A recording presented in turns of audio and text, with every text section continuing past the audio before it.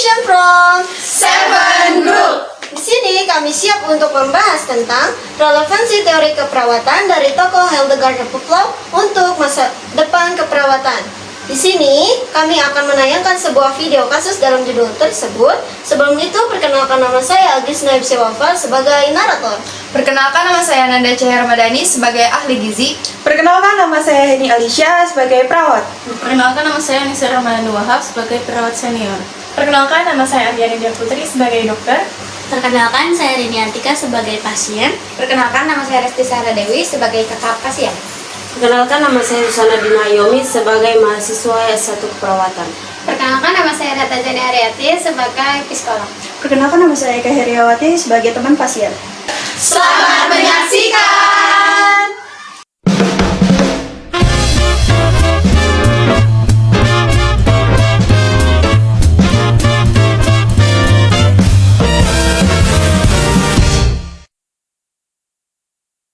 Halo everyone, kali ini kita akan membahas relevansi tokoh dunia keperawatan dari seorang tokoh yaitu Hildegard of Buklau.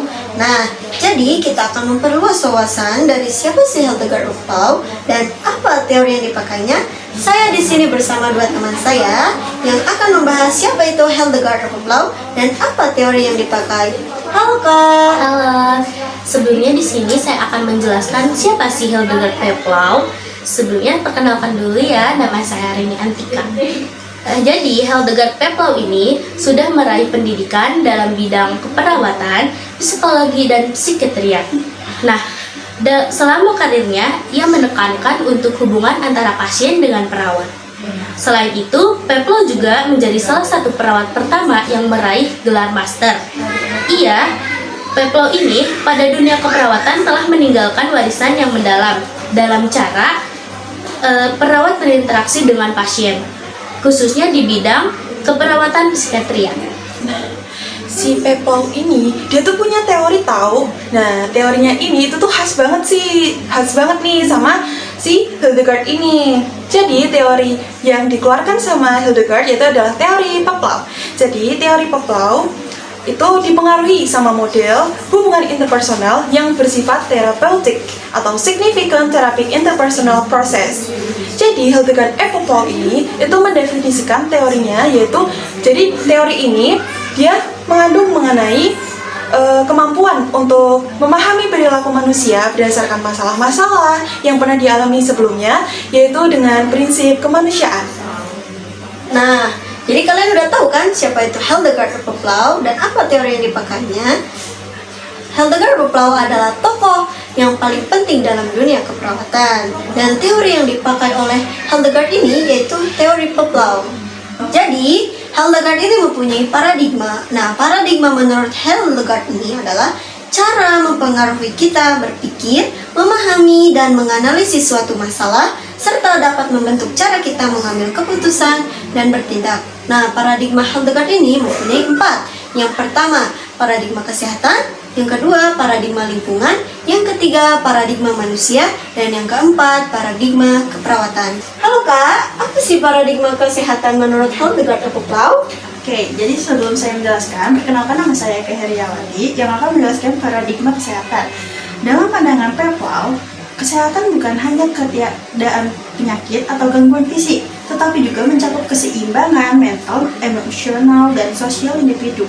Proses pemulihan diarahkan tidak hanya pada pemulihan kondisi fisik pasien, tetapi juga pemulihan kesejahteraan mental dan emosional. Nah, ini apa itu paradigma lingkungan? Sebelum saya menjelaskan, perkenalkan nama saya Nanda Cahaya Ramadhani. Di sini saya akan menjelaskan apa itu paradigma lingkungan atau environment. Menurut Buklau, lingkungan terapeutik sangat penting dalam proses pemulihan pasien. Lingkungan yang mendukung, yang menawarkan rasa aman, menghargai, dan memfasilitasi komunikasi yang efektif sangat penting untuk memfasilitasi hubungan terapeutik yang positif antara pasien dan perawat. Lingkungan juga mencakup faktor-faktor sosial dan budaya yang mempengaruhi persepsi dan respon individu terhadap penyakit dan pemulihan. Nah, kakak ini apa itu paradigma manusia? Sebelumnya, perkenalkan nama saya Resti Sahara Dewi akan menjelaskan paradigma manusia. Paradigma manusia, Peplau memandang setiap individu sebagai makhluk yang unik dengan kebutuhan, keinginan, dan pengalaman yang khas. Dia menekankan pentingnya pengenalan pasien sebagai individu dan memahami dunia dari spesifik mereka. Dalam pendekatan ini, pasien bukan hanya objek perawatan setia, juga mitra aktif dalam proses perawatan dan pemulihan. Jadi gitu tentang paradigma manusia. Lalu kakak ini apa itu paradigma keperawatan? Sebelum saya menjawab, perkenalkan nama saya Rata Zeni Ariati. Jadi paradigma keperawatan itu menurut Peplau, esensi dari keperawatan adalah hubungan terapeutik antara pasien dan perawat. Keperawatan dianggap sebagai proses interaktif di mana perawat memainkan berbagai peran seperti pendidik, konselor, memimpin, dan memberi dukungan. Peplau mengemukakan bahwa untuk memberikan perawatan yang efektif, perawat harus mengembangkan keterampilan personal dan memahami dinamika hubungan manusia. Nah, Hildegard ini mempunyai pilar utama. Apa sih pilar utama? Pilar utama adalah fondasi atau dasar yang sangat penting dan kuat yang menopang suatu struktur, sistem, atau konsep. Nah, Hildegard ini mempunyai 4 pilar utama. Nah, 4 pilar utama ini akan disampaikan oleh teman-teman saya. Jadi, dalam pilar keperawatan, salah satunya adalah pasien. Kenapa sih pasien bisa jadi salah satu pilar keperawatan? Sebelumnya, perkenalkan aku Anissa. Aku akan menjelaskan kenapa pasien bisa menjadi salah satu pilar keperawatan. Jadi, pasien dipandang sebagai individu yang unik, yang terkena dampak langsung dari proses interpersonal. Mereka memiliki sejumlah kebutuhan baik biokimia, fisiologis, maupun interpersonal, terus berupaya memenuhinya. Nah, selain pilar keperawatan berupa pasien, yaitu ada pilar keperawatan berupa perawat. Kenapa sih perawat bisa menjadi pilar keperawatan? Karena Peplau ini menekankan bahwa perawat itu dia berfungsi sebagai mediator antara perawat dengan pasien. Nah, jadi perawat ini memiliki berbagai peran yang mempunyai kapasitas yang berbeda-beda nih, yaitu ada 5. Yang pertama, yaitu sebagai mitra kerja. Karena untuk membangun kerjasama berdasarkan kepercayaan dan saling menghargai. Yang kedua, yaitu perawat sebagai sumber informasi, yaitu memberikan pengetahuan yang jelas dan juga akurat. Yang ketiga, yaitu sebagai pendidik, memberikan pendidikan dan bimbingan terkait isu kesehatan. Lalu, yang keempat, yaitu sebagai pemimpin, untuk mendorong kerjasama aktif dari pasien dalam pemecahan masalah. Lalu yang terakhir, yaitu sebagai wali, yaitu menjadi individu yang diandalkan oleh pasien dalam memenuhi kebutuhannya. Nah, selain ada pasien dan perawat, yaitu ada ansietas. Sebelumnya, perkenalkan, saya Aryani Dia Putri. Di sini saya akan menjelaskan kenapa sih ansietas bisa menjadi salah satu 4 pilar keperawatan dalam teori Peplau. Jadi, ansietas Peplau menilai ansietas sebagai respon emosional terhadap sakit dan memainkan peran penting dalam modelnya. Saat seseorang sakit, ansietasnya sering meningkat. Dalam kondisi seperti ini, tugas perawat adalah mengidentifikasi dan mengelola tingkat ansietas pasien. Penurunan tingkat ansietas seringkali menunjukkan perbaikan kondisi pasien. Namanya proses interpersonal. Perkenalkan, nama saya Susana Dina Ayomi. Saya akan menjelaskan tentang proses interpersonal. Proses interpersonal dalam teori Peplau. Jadi proses interpersonal memuat hubungan antara perawat dan pasien yang mengalami 4 tahapan penting. Yang pertama, fase orientasi, di mana terjadi interaksi awal dan pembentukan hubungan saling percaya.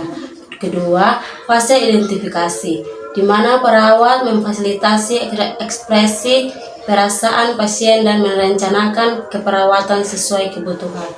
Yang ketiga, fase eksplorasi, di mana perawat memberikan wawasan lebih dalam mengenai kondisi dan situasi pasien. Fase revolusi, di mana pasien memulai mendiri dan mengurangi ketergantungannya pada perawat. Nah, jadi pembahasan yang telah dibahas oleh teman-teman saya mengambil kesimpulan dari teori keperawatan Hildegard dan Peplau. Nah, kesimpulannya adalah memberikan kontribusi penting dalam dunia keperawatan dengan menekankan pentingnya hubungan antar pribadi antara perawat dan pasien. Dengan memahami dan menerapkan prinsip-prinsip teorinya, perawat dapat memberikan perawatan yang lebih efektif dan empatik kepada pasien, yang pada akhirnya meningkatkan kualitas perawatan kesehatan bagi setiap perawat. Memahami teori ini adalah langkah penting dalam meningkatkan profesionalisme dan keterampilan dalam praktek perawatan. Jadi, kami akan menampilkan sebuah video kasus yang berkaitan dengan teori keperawatan Hildegard of Plough. Selamat menyaksikan. Hari ini kita menyaksikan kisah Bu Rini, seorang pasien yang sedang menjalani perawatan melalui interaksi dengan perawat dan tim kesehatan. Kita akan melihat bagaimana teori Plough tentang hubungan interpersonal diterapkan. Oke, standby, kamera ready, sound ready, 3, 2, 1, action. Selamat pagi, Ibu. Pagi. Saya perawat Alicia. Saya di sini akan menemani Ibu dari pukul 7 hingga pukul 2 ya. Nah, sebelumnya gimana nih kondisinya Ibu pada hari ini? Saya sebenarnya rasa cemas, Bu. Saya takut. Saya bingung harus gimana. Saya takut juga. Saya penting kasus. Sebelumnya mohon maaf ya, saya di sini bersama dokter fisik yang akan menemani Ibu pada hari ini. Perawat Alicia, saya ini khawatir. Adik saya jangan berbicara sejak dia sakit. Saya harus bagaimana ya? Tenang Bu Resti, kami akan berusaha semaksimal mungkin, tapi kami juga membutuhkan kerjasama dari ibu maupun keluarga. Keterbukaan komunikasi itu sangat penting untuk cepat memulihkan perawatan. Sebelumnya, mohon maaf ya Bu, saya izin untuk ruang perawat sebentar, karena saya akan memanggil ahli gizi dan juga psikolog yang akan merawat Ibu. Mari.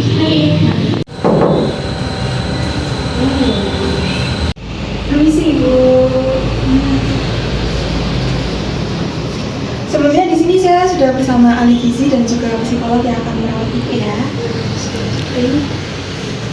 Selamat pagi Ibu. Perkenalkan, nama saya Rata Zeni Ariati. Saya psikolog di hari ini ingin membantu Ibu. Saya lihat Ibu agak sedikit khawatir. Itu hal yang wajar sekali Ibu. Ibu tidak usah merasa sendiri ya. Semua siap mendukung Ibu. Semangat Ibu. Ibu, perkenalkan nama saya Wijaya Nabadani. Saya sebagai ahli gizi. Dan saya akan membantu Ibu menjelaskan pola makan yang bisa mendukung kondisi Ibu ya Bu. Jangan khawatir, kita di sini semua buat kamu. Aku bakal sering dulu kok. Sebelumnya, gimana Bu? Apa yang membuat Ibu menjadi khawatir? Sebenarnya saya takut jadi beban sus, karena saya juga nggak punya tes Resti. Jangan bilang gitu deh. Aku di sini karena sayang. Kita hadapin sama-sama ya. Ibu Rini, insya Allah semua penyakit itu sangat bisa diatasi. Tapi semua pasien juga sangat membutuhkan. Jadi jangan merasa sendiri ya. Bu Rini, kalau kita mau, kita bisa melakukan counseling ringan untuk membantu Ibu untuk melihat sisi positifnya.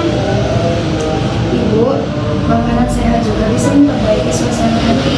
Dan saya juga bisa mengatur bagian agar yang tidak menyusahkan. Kamu tetap teman yang sama, Rin. Penyakit tidak membaik, Bu.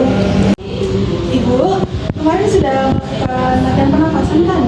Nah, gimana perasaan Ibu pada hari ini? Saya lebih nyaman sih sus, jadi saya nggak terlalu sesak kayak kemarin. Saya nggak terus ngelakuin hal itu sus. Syukurlah saya bisa dampingin yang itu di rumah sekarang. Bagus sekali Ibu Rini. Selain itu, obat tekanan juga perlu diminum secara teratur ya. Saya akan membuat jadwal untuk pertemuan selanjutnya untuk Ibu ya. Ibu di sana bisa membicarakan hal yang membuat khawatir terhadap Ibu sendiri. Nah Ibu, saya juga sudah menyiapkan menu yang seimbang. Kalau Ibu di sini, energi yang ada di tubuh Ibu akan cepat pulih ya Bu. Jangan khawatir, aku bakal temani kamu kalau kamu butuh olahraga ringan. Jangan cuma untuk menghubungi aku ya. Jadi Bu Alisa, di tahap awal ini tujuannya membangun kepercayaan. Empat skala besar, fase orientasi adalah fase pengenalan di mana pasien percaya pada perawat. Oh, saya jadi paham. Fase identifikasi ini membuat pasien merasa lebih diterima. Betul sekali, perawat harus menjadi pendengar yang aktif, bukan hanya untuk memberi instruksi saja. Bu Alisa, di fase ini pasien sudah mulai aktif menggunakan pelayanan. Betul, jadi peran perawat menggunakan fasilitator untuk membantu pasien untuk memanfaatkan semua sumber daya. Jadi resolusi adalah saat ini pasien sudah mandiri dan siap untuk melanjutkan hidupnya ya pemirsa. Pascal Susan, resolusi menandai keberhasilan hubungan antara pasien dan perawat. Permisi Ibu. Saya perawat Alicia. Di sini saya sudah bersama dokter dan juga tim psikologi dan ahli gizi. Sebelumnya gimana kabar Ibu hari ini? Saya lebih merasa percaya diri sus, jadi saya udah bisa mengatur nafas saya. Saya juga tahu makanan-makanan yang sehat dan bisa mengatur pikiran saya. Alhamdulillah kalau kayak gitu. Nah, saya ada kabar baik nih untuk Ibu hari ini sudah boleh pulang ya Bu. Ya sus, kasih sus. Saya pastikan adik saya tetap latihan dan minum obat tepat waktu. Kita jalanin bersama-sama ya. Saya membuatkan jadwal kontrol rutinnya ya Bu, agar perkembangan tetap terpantau. Bu Rini, kita akan melanjutkan cara melatih mengelola stres yang kita sudah latih ya Ibu. Itu akan membuat perkembangan lebih baik untuk Ibu. Bu Rini, saya sebagai ahli gizi mengingatkan, jangan lupa menjalani pola makan yang sudah kita susun ya Bu. Itu penting untuk menjaga jangka yang panjang.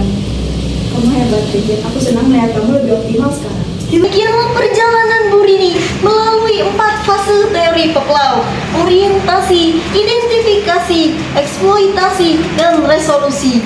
Kita bisa melihat bagaimana perawat tidak hanya memberi obat, tapi juga menjadi pendidik, konselor, advokat, dan fasilitator. Relevansinya dalam keperawatan modern adalah membimbing pasien menuju kemandirian, kesehatan holistik, dan kualitas hidup yang lebih baik.